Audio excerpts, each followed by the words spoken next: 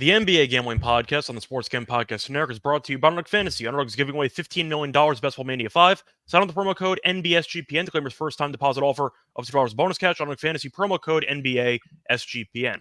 We're also brought to you by Rhythm. Rhythm has the best AI picks and projections, and their college football products about to go live.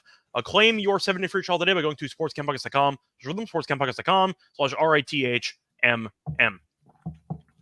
And welcome, everybody, to the NBA Gambling Podcast, here for a late-night episode, Friday night, roughly 10:30 p.m. Eastern Time on July 26th. I'm your host for this episode, Reichel, joined again by Lonte, and together we're going to break down some Olympic game action. We have 4 games on Saturday, the official start of Olympic basketball and the Olympics as a whole. Technically, even though some events did get a head start, point is opening ceremony was on Friday. We have some really fun matchups in store on the hardwood for this card. Lonte, you excited for Olympic basketball? Definitely, man. Just not excited about the times of these specific games. But yeah, I'm excited to get things going. I thought we had a good primer earlier actually yesterday, to kind of get a good look at some of these other teams. So it's going to be fun to break down like a couple of the teams that we didn't cover in depth in the matchup wise. So yeah, I'm excited for it to get going. Yeah, I had to make sure we got the green light for actual game breakdowns before we did an episode or scheduled one, and I got the green light. So that's why we are having an episode now. Probably not going to do an episode for every single day of action, but definitely at least one episode per round. Something to keep in mind. I will actually read off, though, the start times of these games so you know what we're talking about. The Australia game is going to be first. That game's at 5 a.m. Eastern. The Germany-Japan game is going to be second at 7:30 a.m. Eastern. Then you have an 11:15 a.m. Eastern game, which is the France one against Brazil. And then you have the late game, which is the 3 p.m. start time Eastern time between Greece and Canada. So before we get into any of the actual breakdowns of these games, do want to remind you once again that we do have some featured shows from the network. And the featured show for this week is the MLB Gambling Podcast, a show that both of us are on, which gives you the picks you need to crush the MLB season. Plus, we also have the College Football Experience, which is knee-deep in 134 team previews for the upcoming college football season. About a month away. So once again, it is closer than you might think. Subscribe wherever you do get your podcast, and also make sure that you download the SGPN app. Anyway, so time to get into the games. Don't want this episode to be too long because the games do start at roughly 5 a.m. Eastern. So for the actual card, I mentioned before, the first game will be between Spain and Australia. Australia is laying 4, and the over-under in this game is at 165. So for this matchup, we know that Australia had shorter odds than Spain to, in theory, win the group. So Australia is expected to win, but there has been some line movement in favor of Spain. The line has dropped a little bit over the last couple hours, so I am going to ask you, Lonte, both these teams really not expected to do much in this group, but they're still playing against each other. What do you like in this matchup? Yeah, I think I can see Spain hanging around. Excuse me. They got the two bigs, Hernan Gomez. I don't want to say they're brothers, and they're not. So I'm not 100% sure. But I do think that they have the requisite size and guard play to be able to hang around.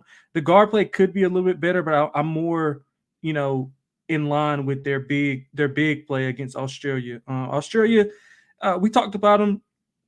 Don't really have a ton of big guys. I know Spain will be able to kind of control the glass, while Australia should be able to kind of get out and run to keep their, to keep the half court sets from kind of being the half court sets are going to be their weakness because they're going to get killed on the glass, I think. So to help that out, they got to, space the floor and run and gun. So I think that's what Spain is going to do. They got a guard from North Carolina State, Lorenzo Brown. So shout out to him. He was really good back in the day. I'm pretty sure he's been continuing his career over in that area. So looking forward to seeing him play. But obviously, I think guard play prevails and Australia pulls away. But I can kind of see Spain hanging around and playing tough. I do maybe lean to the over, thinking that, Spain going to get up and down, and Australia, they wouldn't mind running as well. So lean to the over, lean to Spain as well. Yeah, so I think for this matchup, I will mention at least the head-to-head history. Spain has won 7 straight. However, that was from a previous generation of Spanish basketball because a lot of the guys that they relied on are pretty much no longer on the team, or they are about to end their international careers with this country. Now, Australia, I do think is a worthy favorite. They do have more NBA talent on the roster per se. I think the line's fair. I think it should be a close game, but you are looking at the main differential between these teams. Spain does have size, but Australia does have better guards, in my opinion. So we'll see if Lorenzo Brown can do damage for Spain. They do have Aldama, who is going to be able to potentially make an impact with this overall team. A couple Hernan Gomez's as well. They have Garuba as well, who can be a solid guy with size. They have Rudy Fernandez, who's been on the team for an eternity, who's Oh my been god. solid with like Real Madrid. Remember when he was on he was on the Trailblazers? He was pretty Yeah, solid. did he win the dunk contest? I believe he did. I don't know if he won. I think he was a finalist, but the point is he had a respectable showing there. I do know that he ended up winning a EuroLeague title with Real Madrid, probably won a couple of them. But to go through the actual roster for Australia, we mentioned this in the last episode, but just to remind everybody. So for the roster, they have Patty Mills, Josh Green, Joe Ingles, Tybal, Exum. So once again, a lot of guards on the overall roster. They have Jock Landell, and they also have Dellavedova. They have Reith, the bench center for the Trailblazers. They also have Giddey, Dyson Daniels, and if you want to throw in Xavier Cooks in there, you can. Point is, though, I do think that they have advantages in the actual backcourt. The front court, they really lack the size. Besides Landell, I'm not sold on really any of their center options. Mm-hmm. So if Landell's in foul trouble, they have serious problems with actual just depth in that area. So it really comes down to what you prioritize. You prioritize size and rebounding, or you prioritize three-point shooting and guard play. It's really tricky in FIBA because FIBA, you can kind of get flopping isn't really a thing in international ball, so they kind of let more contact happen, which definitely benefits Spain, and they should be able to bully on the inside. For this one, I really think it's close. Like, I don't think there's much separating these teams based on how they're styled completely, like, kind of polar opposites as each other. I will point out, though, that the last couple of head-to-head meetings did fly over this posted total, but once again, these teams are definitely different than they were back then. Australia's games were somewhat high-scoring in the actual exhibition stage. Spain's were kind of in the middle, ups and downs there. I think I am going to lean to the under with this actual matchup. First Olympic game. I know it's an early start time, Eastern time, but it's still early in France. It's what, 10 or 11 a.m.? Yeah, I think so. If this was a WNBA game, I would take the under blindly with Terrell based on a system play. The point is, though, I do think that with the early start time, I am going to lean to an under, and I do think that the increase in overall, I should say, tenacity between exhibition ball and actual Olympic ball might cause for a bit of a lower scoring start to this tournament. So I actually like the under in this matchup. I think that both teams might kill each other. I think you're looking at what should be a pretty fun matchup in general. I think if I had to pick a side, I think I would lean to Spain plus the points, just because I have a hard time separating these teams in general. So if I can see a one-possession game potentially being in the cards for the last 20 seconds, I'll take the points. But I do think that at the end of the day, this total does feel a bit high to me. I'm going to lean to the under. Spain's three-point shooting, looking at the overall roster, I'm not really sold on their options. And I think Australia does have some options. Patty Mills does up there in years. I think Spain can guard it pretty well. I'm going to lean under. I think you're looking at a spot where Spain should be able to dominate the inside, as Billy's mentioning. Landell's not scaring anybody. I don't think you're wrong. So I think that Spain should be able to dominate the inside. I don't mind rebounding props. I think Australia could get the job done, but I think I'm going to lean to Spain here, plus the 4, but I do like the under. So you're going with Australia in the end? Yeah. No, I'm going to lean to Spain. I think the size will kind of prevail. If they can get anything from the outside, as far like you were mentioning, from those guards, I know they got a lot of EuroLeague guards. Like, I'm sure they could show up, but I don't know much about them, to be honest. Yeah, I know they got Alex Abrinas as well, I think, who played with the Oklahoma City Thunder for a little bit. So yeah, if they can get any outside shooting and kind of control the glass, which I think they will, I think they got a shot to keep it close. Maybe we get like a one-possession game here. Yeah, it feels weird not seeing Ricky Rubio on the active roster. Yeah, for Spain. definitely. But anyway, point is, we kind of disagreed a little bit on the total. I don't know if you changed your mind on that one. I mean, I'm kind of in between. I can see your points absolutely, because Spain being the more physical team, they would want to slow it down. But I think that if they want to win the game, they will have to like knock down some threes and kind of get up and down the floor, because that's what Australia is going to do as well. But yeah, I mean, I can see it going either way. Yeah, I do want to mention, though, I know for player props, you mentioned a day or two ago, you were a fan of Hernan Gomez to have a big game. And I know that Billy's on the same idea. This is Willie Hernangomez, by the way. I have to specify because there are a couple of them on the roster. Willie is significantly better than Juancho. No offense to Juancho. But I'm assuming you're on Willie Hernangomez to just dominate the game. Yes, sir. Both ways, points and rebounds. Okay. I believe that line is also posted here. That's around 22.5. So keep that in mind. I see a debate going on about Rubio. Rubio was really, really good in FIBA. That's all I know. He was a really good FIBA point guard. But young the NBA, too. Yeah, he was pretty solid in the NBA. Had injury issues, but he was really a perfect fit for that Spanish roster because they had veteran bigs who can kind of just operate a pick and roll perfectly. That's it. And Rubio was very, very good at distributing. But unfortunately, he's not there. So we'll see if the ball movement is going to look similar to it did in previous Olympics. Anyway, moving on to the next game on the slate. We have the biggest favorite on the card, a team both of us like. We have Germany at around minus 18.5 against Japan. The over-under is 178.5.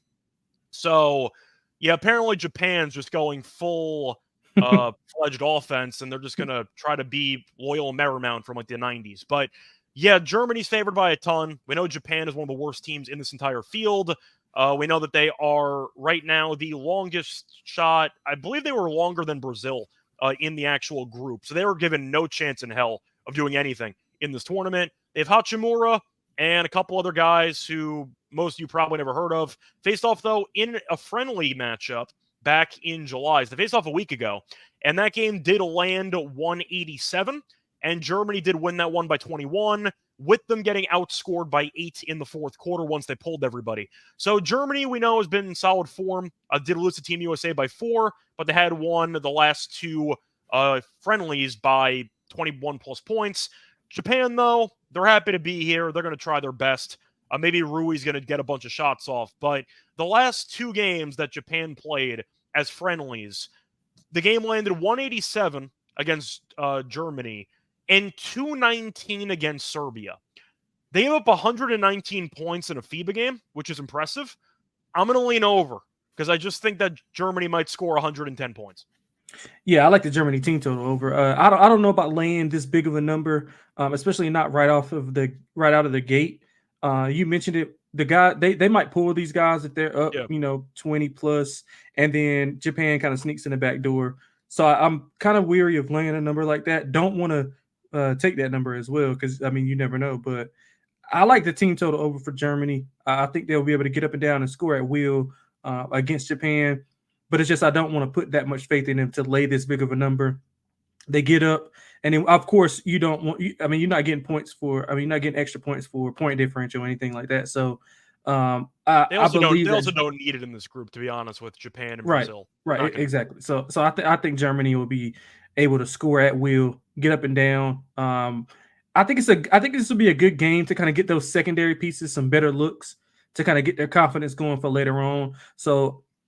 We know what Schroeder, we know what the Franz brothers, we know what the Wagner brothers are. So we kind of want to get those other guys involved early to get their confidence up going into the later games. So I like Germany's team total to go over. I'm also with you on the overall over. As far as the side, I would probably lean to Japan just because of the uncertainty of how effective and how well the backups will be playing for Germany if they get out to a bigger lead. Yeah, I will point out Germany's team totals at 98.5, just to throw that out there.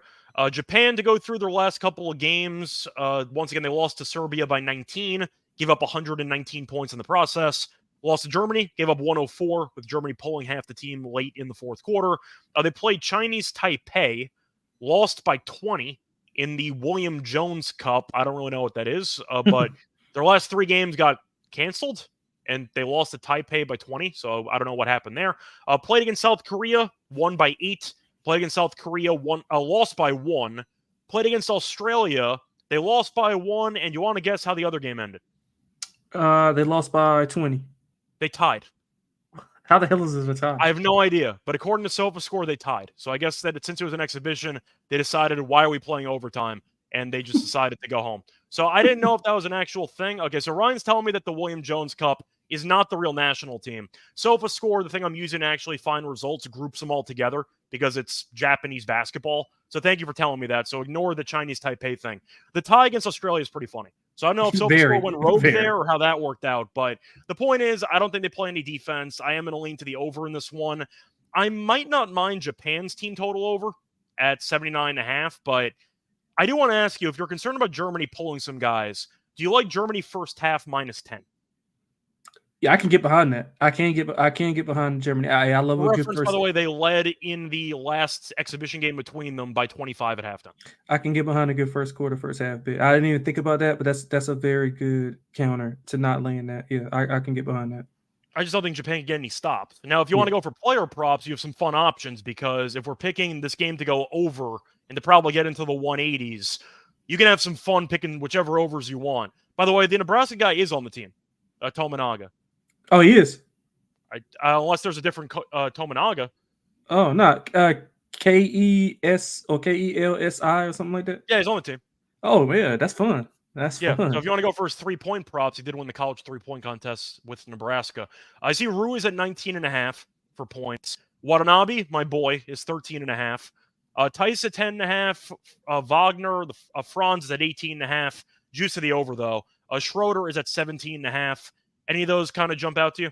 Schroeder definitely jumps out to me because I don't like Japan's guard play at all. I think Schroeder will be able to navigate off those screens and get to the basket, and also he can play off of the ball when Franz has the ball in his hands. Obviously, we've seen what he did in Orlando with the ball in his hands. So whenever he can initiate the offense, Schroeder can kind of be a spot up guy, get to the rim, get to the free throw line. So I like Schroeder to go over that 17.5. Yeah, Schroeder also has the ball in his hands a decent amount. He won EuroLeague and he won the Euro Cup MVP, right? I think he did. Yeah, he did. I think he did. I think he did. He was great. Because he averaged the most points, if I'm not mistaken. Yeah, the thing I am wondering about Japan, though, is assuming that things kind of get, I'd say, out of hand, and Germany does pull some guys, does Japan just keep everybody in, or are they going to try to go bench unit? Do they pull too? I mean, why not keep everybody in?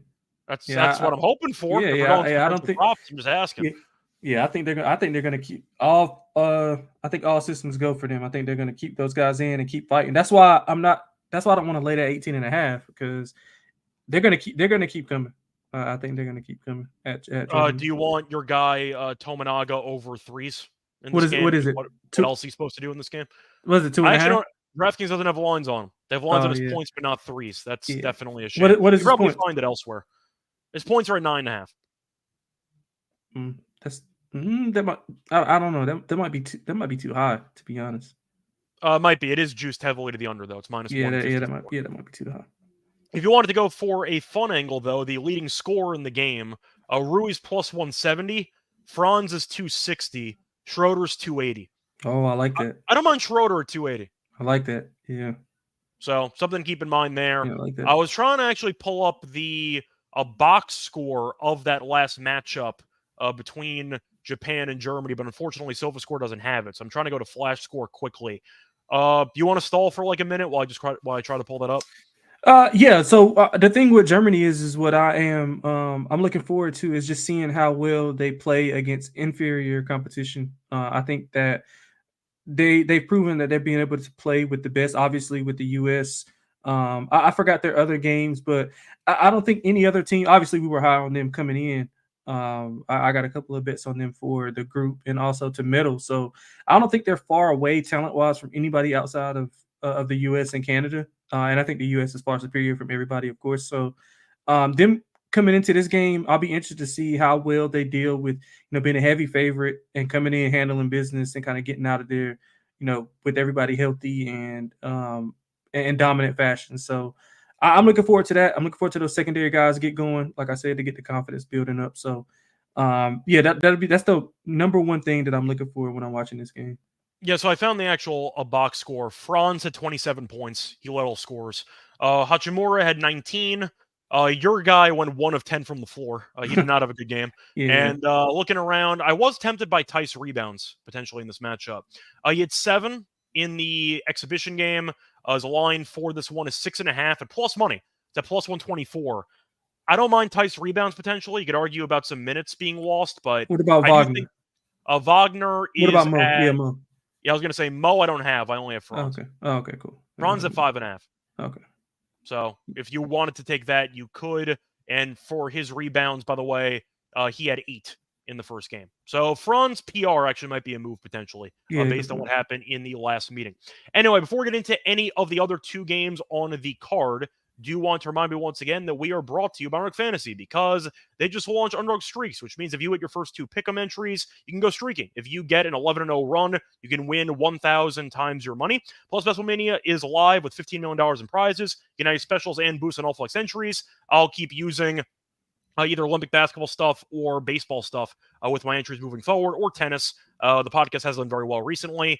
Sign up with the promo code SGPN or NBA SGPN to claim your special pick and a first-time deposit offer up to $5 bonus cash. Underdog Fantasy, promo code NBA SGPN. We're also brought to you by Game Time. I don't know about all of you, but I personally love attending sporting events, and it used to be very difficult to actually find a ticketing platform that I could trust. But that changed once I found Game Time, and Game Time is now an authorized ticket marketplace of MLB, which means that getting tickets is even faster and easier. Prices on the Game Time app actually go down closer to first pitch with killer last-minute deals, all-in prices, and views from your seat. And their lowest price guarantee, Game Time does take the guesswork out of buying MLB tickets. Plus, a reminder, my favorite feature is the image of the seat views. So if you end up buying a ticket, before you actually hit that purchase button, you can get a preview of the view you would be getting to make sure that you get the exact view that you were looking for before you actually spend your hard-earned money. Take the guesswork out of buying tickets with Game Time. Download the Game Time app, create an account, use code SGPN for $20 off your first purchase. Terms apply. Again, create an account, redeem code SGPN, $20 off. Download the Game Time app today. Last-minute tickets, lowest price, guaranteed. Welcome back, everyone, to the NBA Gambling Podcast. Just finished covering the first 2 games for the Saturday Olympic card. Time to keep it rolling for the actual next matchup. We have Brazil against France. Now, Brazil is not expected to do much in this actual tournament, but they have a shorter odds than Japan. So there's that as a silver lining. France is favored to win the group, though, and they're a pretty decent price to do it. But they are -10 in this game. The over-under is 158.5. France is a team that I was selling on when we did our actual future episode yesterday, where we broke down some outrights.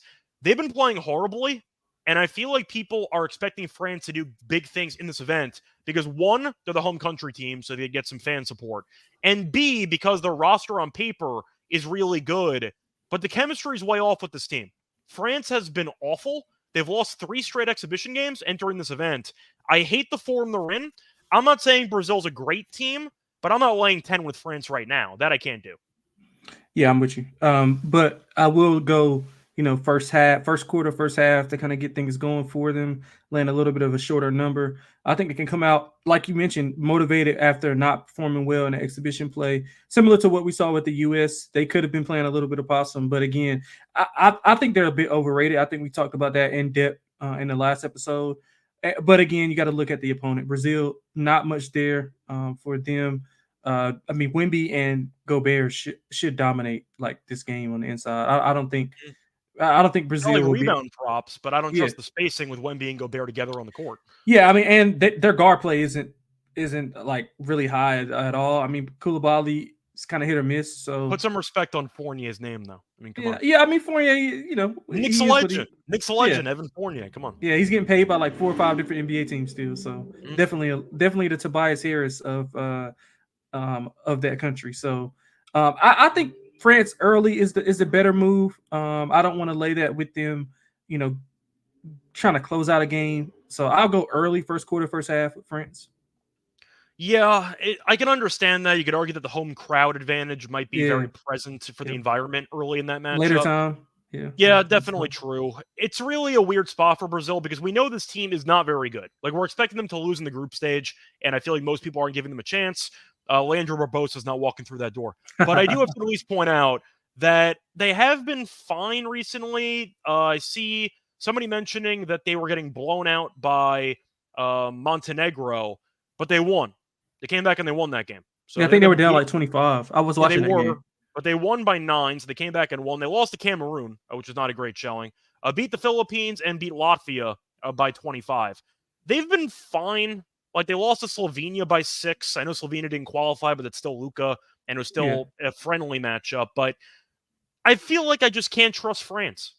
They could come out and bury this team. I'm not saying that, France is going to be in danger of losing this game. I didn't say that. But when you lose 3 straight tune-up games and you're hosting the actual event, I think you're actually trying to be in good form. I just think you might be bad. I think chemistry issues might be a serious thing with this team. I'll take a stand here. I'll go with the under, and I'll go with France to not cover the points.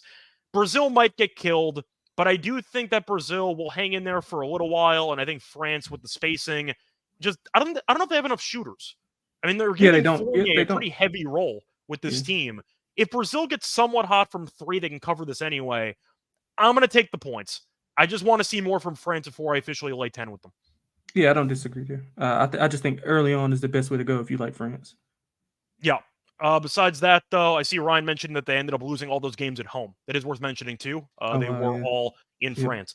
Either way, though, moving on to player props in this game, I do think that France should have a lot of success on the boards, so I'm assuming that we're both going to lean to Gobert. The problem is, and I have to ask you a question about that, I've banned myself from betting Gobert rebound props in the NBA. Does that carry over to FIBA, or is it a clean slate? Nah, clean slate because you got the rules for basically goaltending, so he can just snatch it off the glass and That is get true. going. So I like him in for free throws on the rim too. You could just snag them. So yeah. that I might be like good him for and Wemby Wemby. though. Is that a Gobert thing or is that a Wemby thing? No, I think it's both. I think both of them will be able to get as many boards as they want, especially against a undersized, undermanned Brazil team. Yeah. So based on that, if you had to pick between the two, you're going Gobert. Yeah, I'm going Gobert. Yeah. Okay. I do want to ask you though for Brazil. If we are picking them to cover this, by the way, I do see a 9.5 available on DraftKings, so try to grab the 10 while you can. I'm trying to think of who I'm actually picking to score for this team. And it doesn't feel like they have many guys that are going to have monster games. They're kind of just a well-balanced offense. Yeah, that's They the have a issue. lot of guys that are around the 10.5 point range to like 13.5, and you kind of have to pick who you think is personally going to have the big game. So I feel like as a result, if you find some alt lines on the right Brazilian player, you might be able to find yourself a very nice payday. I'm not sure who that guy's going to be, but the point is if you find the right guy, you're in decent shape. But for the actual props, to mention the rebounds, I know you were about to say something, but No, just no, no. quickly for the I was rebounds. just saying, like, what's the highest player prop that, like, points wise for Brazil? Who's the player? For Brazil, I believe it's Caboccio, who's Oh, at 13.5. okay, yeah, That's they're the just too highest I see. balanced. But once again, yeah, the 13.5 as the Yeah, highest option for yeah, a player prop in points tells you that if you pick the right guy and they go for 15, you might get yourself a very, very nice plus money price. yeah. So something to keep in mind. To go through the rebounding props, by the way, Wemby's rebounds are actually higher than Gobert's. Gobert's at 8.5. Wemby's at 9.5. Yeah, Found that kind I'll of take them both fascinating. over. Yeah, I'll take them both over. Sure. Besides that, I see Billy mentioning he's taking Santos as his guy from Brazil who's going to score. To mention Santos's odds there, I actually don't even see Santos, unfortunately. Is that the I one with just Golden State? I think he played with Golden State. I know that there was definitely a Santos on Golden State. I'm not sure if that was him. Oh, okay. But yeah, point is you can pick whichever Brazil guy that you think is going to have a monster game, but it's tough to actually predict because all of them are like around 10.5. So it's pretty difficult when they're all balanced. I don't mind Nilakita under though, because I don't think he actually is a good scorer, but they might He's need him not. to score. His props are at 6.5. So they are expecting him to be more of a defensive stopper with this team. Fournier's at 12.5. Juice to the under. Gobert is at 11.5 points, and Wemby is at 19.5 points. Jesus Christ. The over's at minus 125. The issue I had with Wemby in the international tune-up games, I thought he was too far away from the basket. I feel like Wemby should really be able to use his length more on the interior, but with Gobert being there, he's kind of forced more away from the basket. I actually might not mind the Wemby under points in this game. He should be able to go to the rim, but it seems like with the overall makeup of this roster, Wemby's spending a lot of his time on the perimeter, from what I've actually experienced. Yeah, I don't know if that's just an exhibition thing or if they plan on using him and implement him in different ways that they didn't want to show in exhibition play. So that's what I'm intrigued to see how they use him and Gobert. And maybe he's staggered more without Gobert on the floor and they only played him on the floor together, kind of to start the game and then of course in the second half. But I think they're going to try to stagger their minutes as much as they can depending on what lineup Brazil's, trying out. I do want to read off the points that he had, though, with France. So the last game against Australia, he had 17, 12, and 8. Game before that, he had 10-7-4. And then against Serbia, in when was that? That was mid July. He had 14-10-3. So once again, he has not gotten to 19.5. I get the argument is Brazil's worse than Australia, and they are worse than Serbia and Canada, but he hasn't gotten to 20. And I'm not sure they need him to get to 20 to win this game. They don't. So I am kind of considering the under there on Wemby, 4 points. Maybe the assist can be worth a look. Just looking at those numbers. 8 against Australia, 4-3. Yeah, okay, so maybe not so much. But point is, I don't mind Wemby under. I think it's a pretty good contrarian play. With most people probably blindly taking the Wemby over. Yeah, absolutely. In this game. Moving on to the final game on the Saturday card, you have arguably the best game or second best game. The Spain-Australia one's going to be really good, but it's at 5 a.m, so most people aren't going to watch it. Canada, though, is favored by 7.5. Greece is currently, of course, expected to make it out of the group, but not win the group. Canada is a minus price to win the group, and you're looking at the over-under being around 172.5. We know Canada is the second best team in this competition, at least based on odds. Greece has Giannis and a couple guys from the Euro League. Papagiannis, who was the Kings' first-round draft pick, who never did anything. A couple of guys who had a cup of coffee in the NBA, but nothing really substantial. It's Giannis by himself. The issue is Canada really has no front court actual threats. They have Birch. They have Olynyk. I think Giannis should be able to do whatever he wants. The point is, though, how many points does Giannis actually have to score for Greece to remain competitive and to keep this within, 8? Does he need 35? 35. Yeah. I just think that Canada's too deep. Yeah. I really just think that Canada's the much better team. I'm going to lay the 7.5 here. I don't think Greece was that good in qualifying. I think that they were fine, but I'm not going to overreact to that. They're still a very good team. Mm-hmm. I think Canada wins this by double digits. I really think that the markets are giving too much respect to Greece, and I don't think that they really deserve it. They have no actual basketball history in the Olympics for the last couple of years. That's why it was emotional when they clinched and Giannis kind of broke down crying. Because it was a very emotional moment for the country to get back into the Olympics. They're not a great basketball team, internationally speaking, over the last decade and change. I think Canada wins comfortably, in my opinion. Yeah, and I'm with you. I think we hit on both of these teams in depth yesterday. But as far as a matchup thing, I think the guard play is just too good to compete against Greece. I mean, Giannis is going to be Giannis. He's going to do what he has to do, but I don't know if he can uplift the team to stay within this range. I like Canada. No need to go into, anything deeper. I think the guard play is going to be excellent. I think SGA and Jamal Murray are going to get things going early and often. The bigs, they'll just space those guys out, kind of get things up and down the floor with Olynyk on the floor shooting those threes. So I like Canada early and often. I'll take them in the first half as well. Probably a bigger play in the first half. I quickly just wanted to pull up Greece's results recently, just out of curiosity, because I feel like they were pretty mediocre over the last couple of weeks, but I just want to confirm that. They played Serbia in their last game. They lost by 22. Probably not a good sign. Played Puerto Rico. They won by 2 after outscoring Puerto Rico 19-7 in the fourth quarter. Beat Croatia in qualifying. Beat Slovenia. They killed Slovenia, actually, by 28 in that game. Killed Egypt, and they killed the Dominican Republic. So once again, if you are kind of expecting them to take it easy in international friendlies, then you're not going to really care much about the Puerto Rico game and the Serbia game. But Canada is definitely the better team, and I think they should be able to just have too many weapons for Greece to deal with personally. And Ryan's mentioning if Canada goes cold from 3, they can struggle. Honestly, you can say the same thing about any team in today's basketball. I mean, so many teams are so reliant on threes. But I don't think Greece is a great three-point shooting team either. So I'll go with Canada in this one. Maybe Greece keeps it close for a little while, but I just see too much talent in the guard position for Greece to handle. And I think Giannis is going to have to play basically every minute of this game, and he's going to need a monster performance. I want to quickly look at the actual stat projections for Giannis for the actual over-unders for this matchup. But for the actual game itself, Giannis has his points prop at 25.5. His rebounds prop is at 8.5. Oh, that I like a lot. That's too low. The 8.5 rebounds I like. I think he's in line to play a bunch of minutes, whether they get killed or not.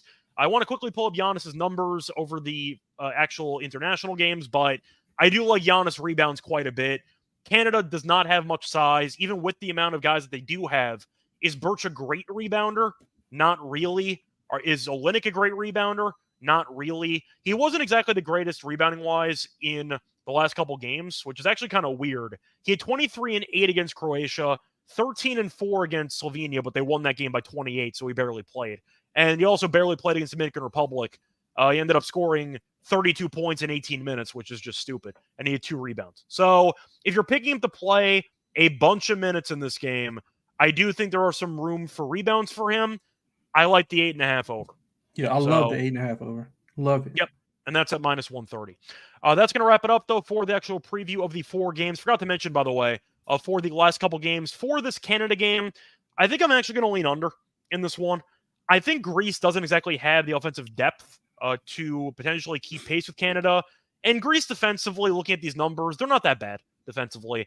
I think Canada's going to be fine. I think defensively they're going to be focused. But I do think for the first day of competitive Olympic basketball, after about a month of friendlies in a row, I am leaning more to unders. I just feel like the changing of actual intensity is going to result in a playoff-type atmosphere, which will be a lower scoring type of overall, I'd say, environment for these games. Billy's mentioning that Jamal Murray was not very good in exhibition games. Yeah, he You're wasn't. absolutely right. I don't want to back his props, but the point is I do think that Murray is a guy I'm not interested in. I do like Barrett. I think Barrett played well in the tune-up games. Shea, we know, is going to get a lot of shots as well. Over under half a technical foul for Brooks yelling at Giannis. But for the matchup, I do see a walk-up mentioning, or I should say, I see Ryan mentioning a walk-up assist at 4.5. The overs plus 125. I don't mind that. I think he, once again, is going to have to be a facilitator on this Greece team. I guess the question is, do you actually think they let the guards handle the ball, or are they just going to let Giannis try to run downhill and be a freight train? I think they're going to try to get the ball to Giannis as much as they can. That's kind of what I expect. As much as they can, whether it's half court or I'm actually interested to see if they want to like slow the game down and kind of make it a rock fight and just let Giannis play in the half court, because obviously they don't have the horses to kind of get things going with. That's why I like Canada. the under, though. It's 172.5. I think they have to slow the pace. Canada, with the amount of guards they have, with how good Shea is in transition, I think you have to try to be physical with this team. I think you have to try to make it ugly, and that's kind of why I'm leaning under. I think Greece will lean into that, but I think Canada covers. Yeah, I agree with you. So, anyway, before we get into any of the actual lock and dog picks for the show, do want to remind you once again that we are brought to you by Rhythm, because they have a lot of great AI picks and props. And if you're not looking at Rhythm, you are missing out on those plays because they dominated the British Open in golf and their college football products about to drop.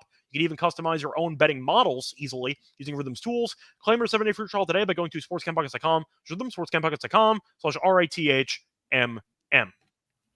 Also, a reminder, we are brought to you by Circus Survivor and Circa Millions. Circus Sports is back with Circus Survivor and Circa Millions, giving away $16 million in guaranteed prizes. Imagine the regret you'll feel if you win your office pool, but you did not enter Circus Survivor.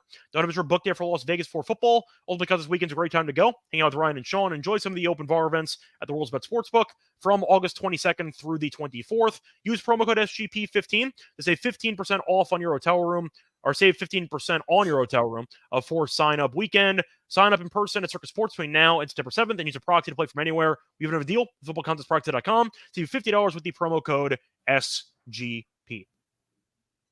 Welcome back, everyone, to the NBA Gambling Podcast. Just finished breaking down all 4 games on the Saturday Olympic card. Now it's time for the lock and dog picks.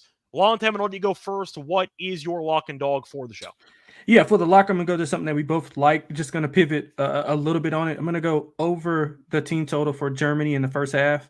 Should be like right around 49.5 juiced. You might can find a 50.5. I don't mind going over that as well. I just think that we're taking out the uncertainty of if those guys are playing extremely well and they pull the starters, the Wagner boys and Schroeder with the main 3.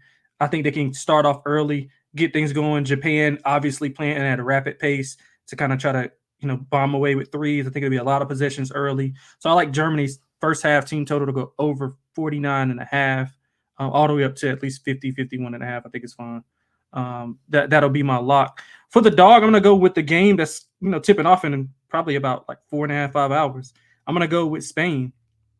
I think that they have the requisite matchup style to kind of go with Australia. And now obviously Australia has the bigger names, But I think the size of the Hernan Gomez guys and Lorenzo Brown, Alex Abranes, and those guys in the backcourt, if they can hit enough shots to keep it close, I think they might can sneak away with their victory. So I'm going with Spain for the dog. I think they are plus what are they plus 160?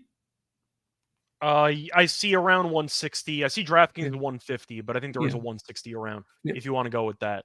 By the way, I do see that the team total for the first half for Germany, 49.5 minus 120. Yeah, that's perfect. Yeah, that's perfect. So, yep, I like those plays too. For my, by the way, for the dog, we might actually agree, but I am quickly checking Bet365, see if they have actual alternative player props. Yeah, I was gonna go Giannis rebounds. Were you doing that? I was potentially tempted by it. I'm not exactly sold on his. I didn't see it. That's why I didn't give it out. Yeah. Well, the problem I have is his recent rebounding form, which is why I might be potentially staying away from it. But I do think Giannis will be a bit more focused rebounding wise for this game than he was in the random exhibition games at the end. But for the actual lock on the show, I also like Germany to really put up a monster number in this game. But I also don't mind the under in this Greece game. I think I actually am going to go with it. I think I am going to go with the under in this Greece and Canada game. I'm looking at the last couple games for Greece, and I do think that Canada can play solid defense. Greece ended up beating like the Bahamas, and scored 102, beat Dominican Republic, scored 109, beat Egypt, scored 93. But I just feel like when they're facing off against better teams, they only scored 72 against Serbia. Like, I feel like this offense was able to get through qualifying, but I do think Canada defensively is much better than anything that Greece has had to face recently. And I do think you're looking at a spot where Greece should, in my opinion, try to slow the pace down for this actual matchup. Canada with Shea and company, I do think they can excel in the actual the up-tempo style of play. But I do think you're looking at a spot where Canada might want to run. Greece really shouldn't let them run if they're trying to win this game. And I do think for the overall first day of Olympic basketball, I am going to naturally lean more to unders just based on the overall environment and the physicality, and maybe the refs letting them get away with a bit more. But I do think Canada looked pretty good defensively against Team USA, and what I saw in that game in itself. I'm not going to overreact too much to the international games, but they gave up 86 to Team USA. Really not that bad. Gave up 73 to France. I think defensively, this team's actually pretty good. And you're looking at some qualifying stuff in games that potentially mattered. It was a bit dated, but when games actually have mattered, they've been pretty good defensively. So I'm going to go with the under as my play for the lock at 172.5.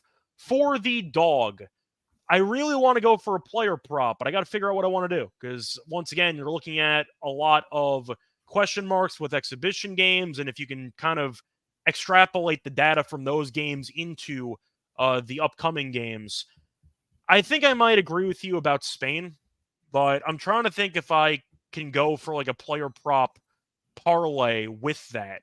Because if Spain's going to win, I do think Hernan Gomez is going to dominate. So I am kind of wondering if I can quickly put together a same-game parlay in that one. So let me just quickly see what I can find for that game. I think it is going to be Spain, though. I think that game's going to be very close. And I think with that being the case, I am going to try to find some value with Spain to potentially dominate on the inside. So I think for this one, I am going to go with Hernan Gomez to have a solid game, with Spain to win.